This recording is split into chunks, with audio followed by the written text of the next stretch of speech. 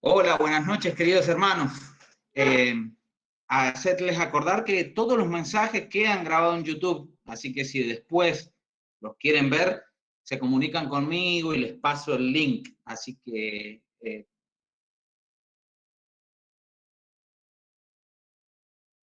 grabado y lo subimos a YouTube.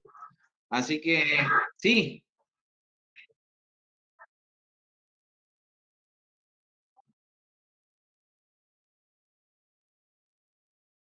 Ah, perfecto. Bien, bien, buen dato. Gracias, Nas. Bueno, me pasa que cuando proyecto, yo no dejo de ver el chat. Veo en mi pantalla, lo único que veo es el PowerPoint. Y bueno, una hermana en la semana pasada, el martes pasado, puso un texto en el chat y no me enteré. Hasta que no lo vi de vuelta, no lo había visto eso. Así que era Romanos 8:29, un texto muy conocido. Y bueno, yo quería hablar ahora acerca de ese texto. ¿Qué dice el texto? ¿Qué no dice?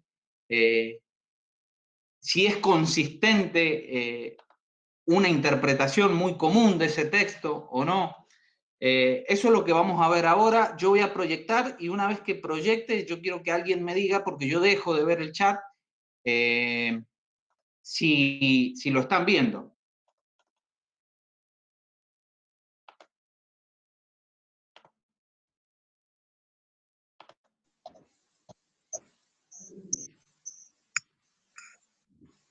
¿Se Se ve? ve.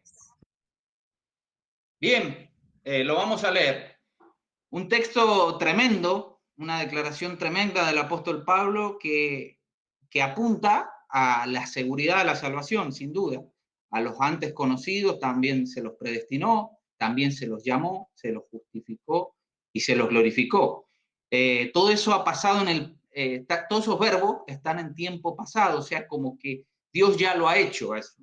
Eso ya es una realidad, entonces le llaman la cadena de los 5 eslabones porque una consecuencia trae la otra, o sea, y el texto apunta sin duda a la seguridad de la salvación, que nada nos puede separar del amor de Dios, o sea, la salvación es imposible perderla.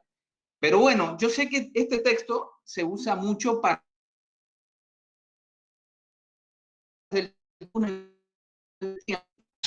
¿sí? Vamos a ver si esa interpretación es consistente con la palabra de Dios, con el contexto entero de la palabra de Dios. Leemos el texto y sabemos que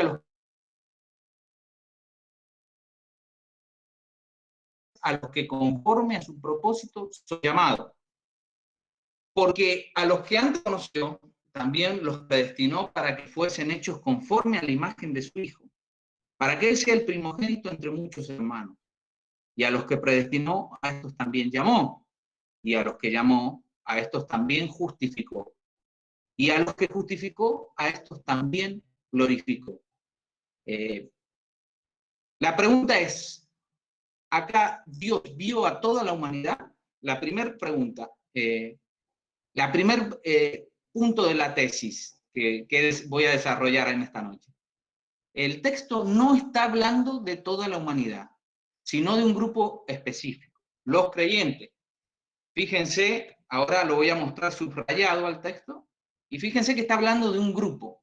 Y sabemos que a los que aman, a los que, está subrayado ahí, aman a Dios. Eso es propio de los creyentes nada más.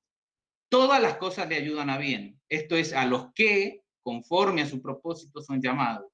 Porque a los que antes conoció, también los predestinó para que fuesen hechos conforme a la imagen de su Hijo, para que él sea el primogénito entre muchos hermanos. Y a los que, de vuelta, predestinó, a estos también llamó. Y a los que llamó, a estos también justificó. Y a los que, a estos también glorificó. ¿Qué pues diremos a estos? Si Dios es por nosotros, ¿quién contra nosotros es? Claramente no está hablando de toda la humanidad, está hablando de un grupo específico. Y Pablo en el versículo 31 lo deja bien en claro. Está hablando de nosotros, de los creyentes. Por eso no es consistente decir que Dios dio toda la humanidad y usar este texto, porque está hablando exclusivamente de un grupo, de los que han creído, de los que aman a Dios, de los que conforme a su propósito son llamados. Y esto también es importante. Tesis número 2, cuando hablamos de este versículo, de estos versículos. El verbo, la palabra conocer, en las Escrituras tiene un significado más profundo que un mero conocimiento intelectual. Ya vamos a ver, fíjense, vamos a empezar a ver textos donde se usa este verbo, cómo tiene un significado más profundo que mero conocimiento intelectual. Y conoció Caín a su mujer, la cual concibió, dio a luz a Enoc y edificó una ciudad. Y llamó el nombre de la ciudad el nombre de su hijo Enoc. Y conoció Caín a su mujer, no la conocía antes, sí, está hablando, es un eufemismo para hablar de que de que hubo una unión sexual ahí, ¿sí? Es un eufemismo que explica eso, igual que cuando habla de Adán, y conoció de nuevo Adán a su mujer, fíjense, está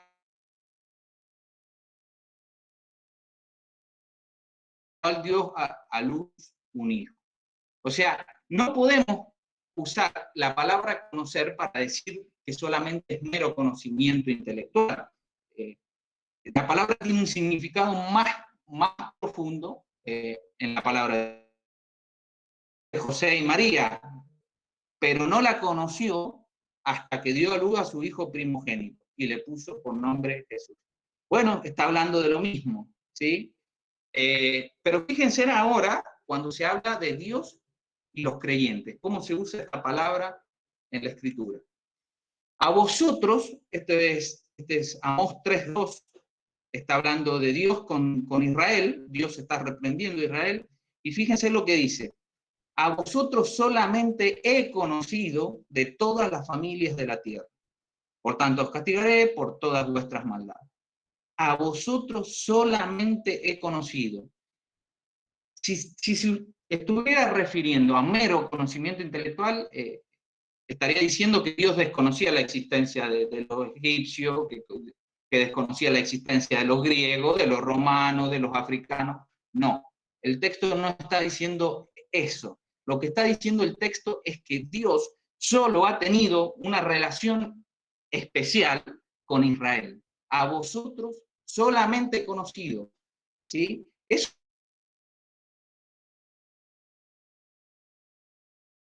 que Dios está teniendo una relación personal, una relación íntima entre él y Israel. Fíjense Mateo 7:23. Dice, y entonces les declararé, nunca os conocí, hablando de los falsos profetas, ¿sí?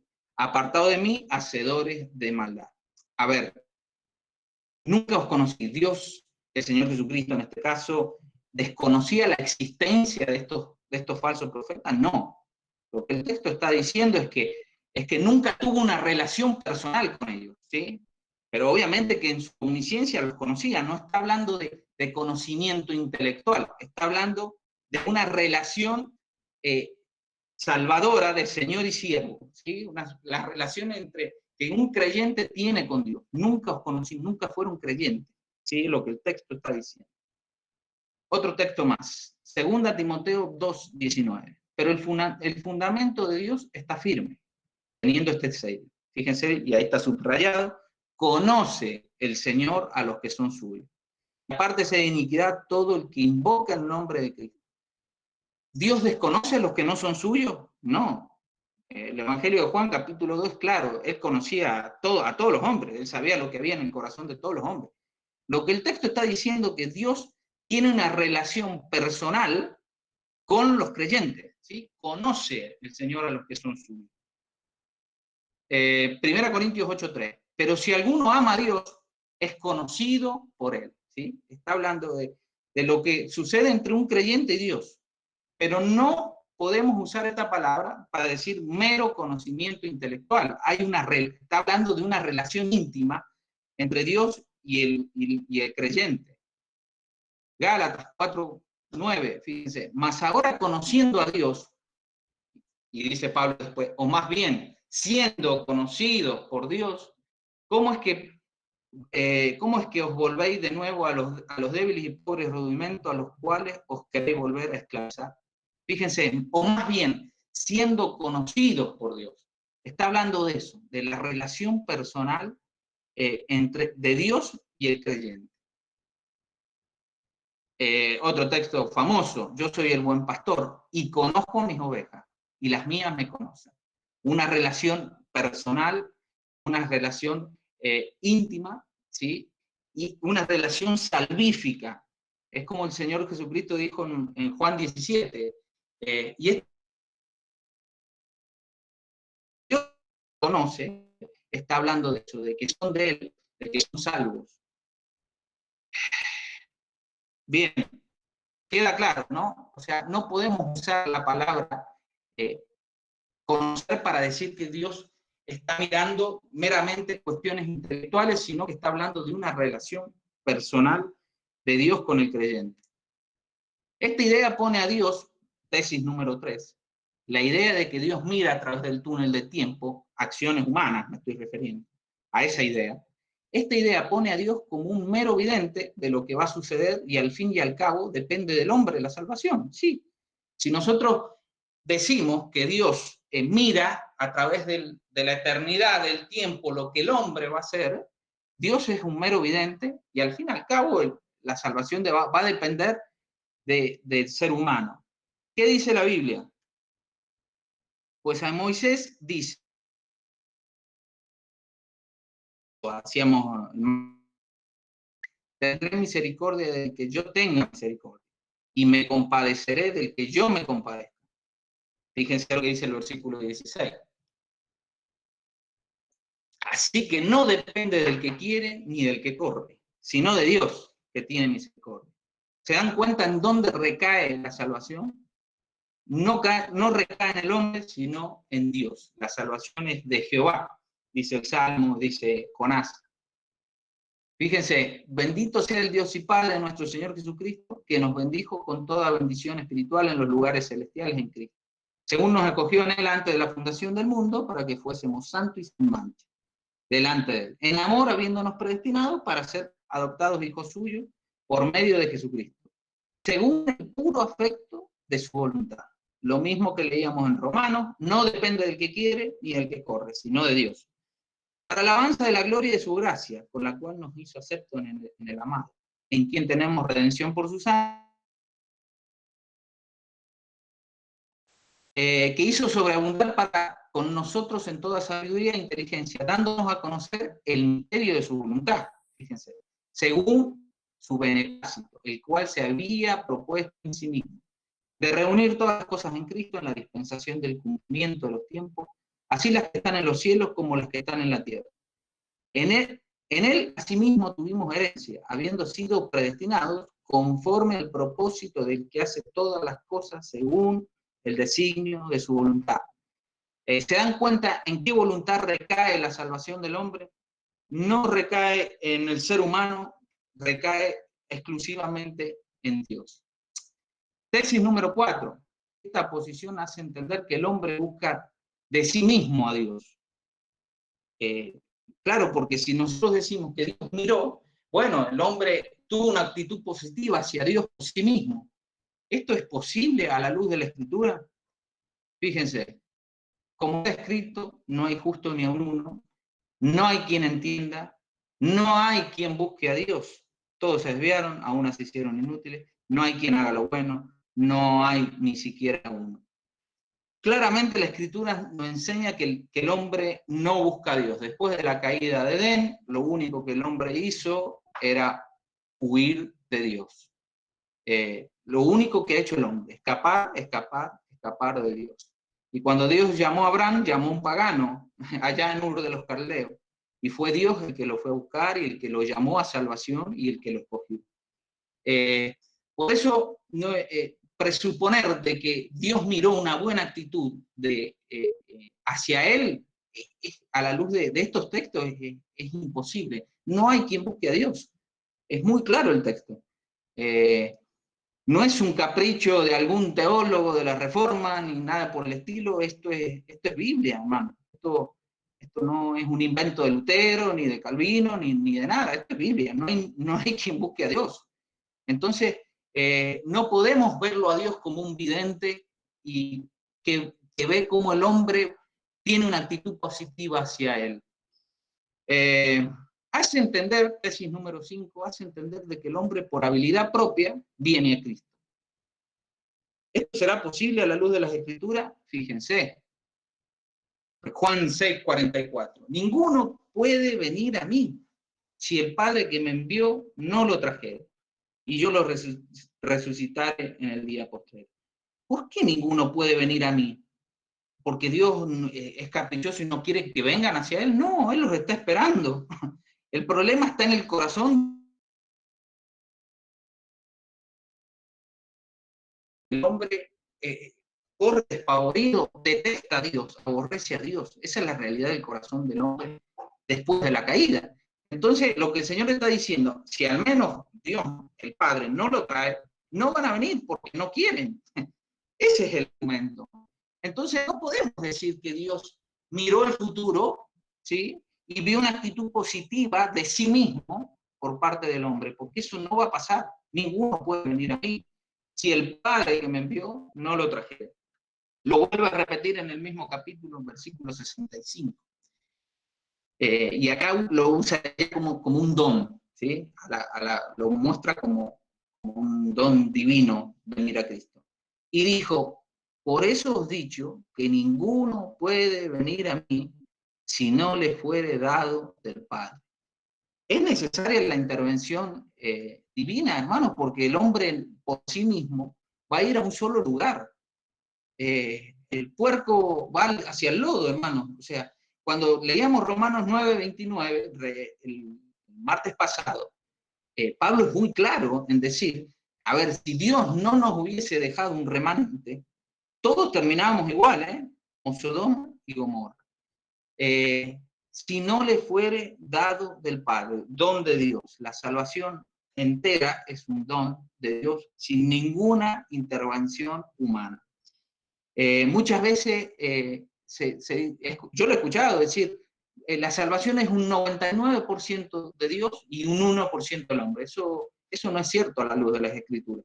Hermano, la salvación 100% es de Dios. Otro texto muy claro, ¿sí? Sino que lo necio del mundo escogió Dios para avergonzar a los sabios, y lo débil del mundo escogió Dios para avergonzar a los fuertes.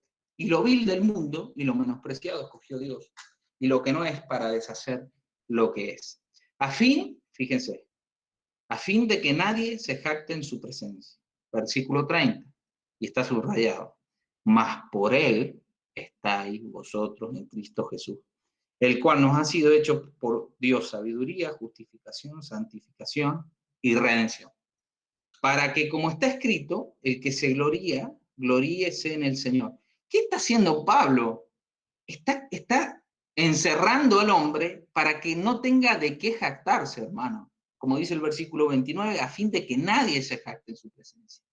Yo no puedo jactarme de que vine al Evangelio, de que creí en Cristo y que soy mejor que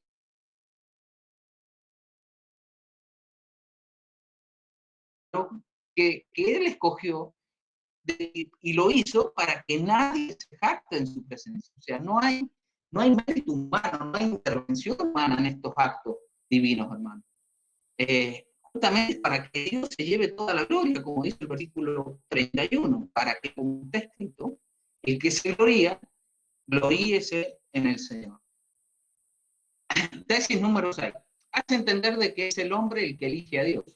Sí.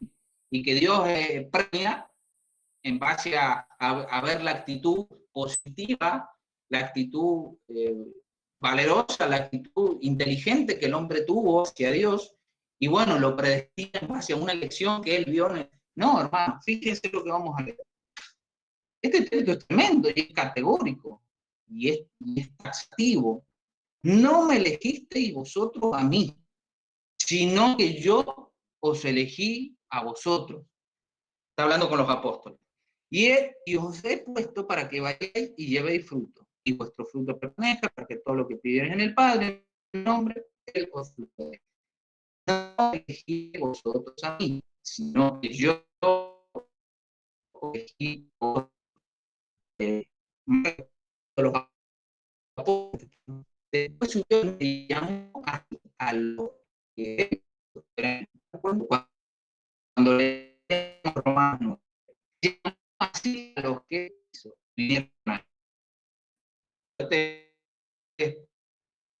el apóstol Pedro y nosotros somos testigos de la tierra de Judea, mataron colgándole en un medio. Este levantó Dios el tercer día e hizo no a todo el los testigos que Dios había en mano. Comimos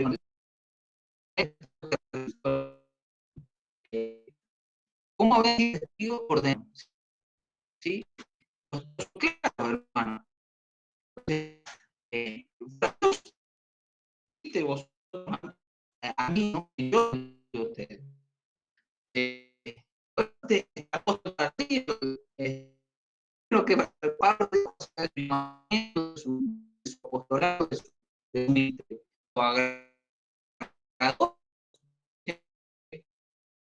apartó desde bien, me llamó por su parte